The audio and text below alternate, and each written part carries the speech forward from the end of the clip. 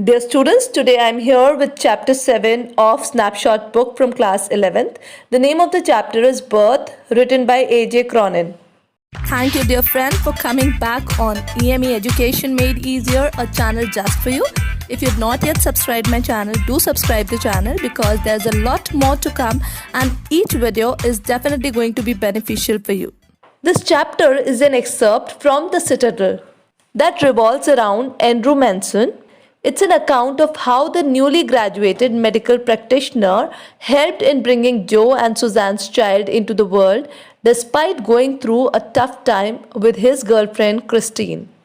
Here's the summary of the chapter. This lesson begins with Andrew walking towards his home after having an unpleasant time with his girlfriend Christine. Upon reaching home at around midnight, he finds Joe Morgan outside his house waiting for him. Joe and Suzanne had been expecting a child. Upon reaching, Joe tells Andrew that he is too anxious to be going inside, so Andrew walks in alone. He realizes that there is still some time left. Suzanne's mother, who is wise but tense at the moment, offers him some tea.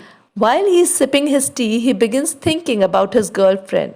He recalls how his friends too are having a hard time in their relationships.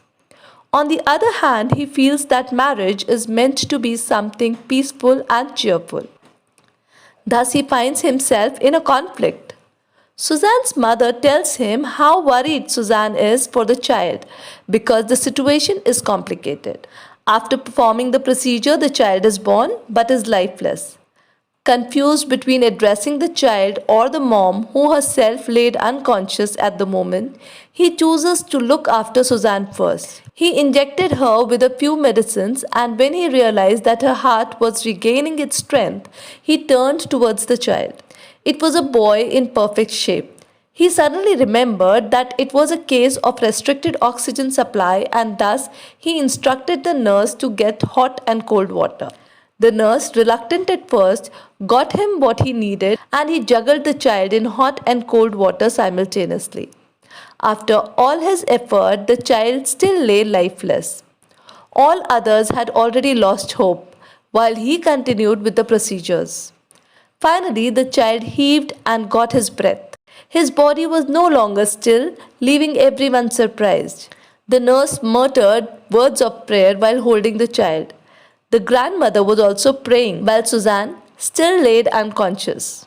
Exhausted, Andrew left while informing Joe that all is well.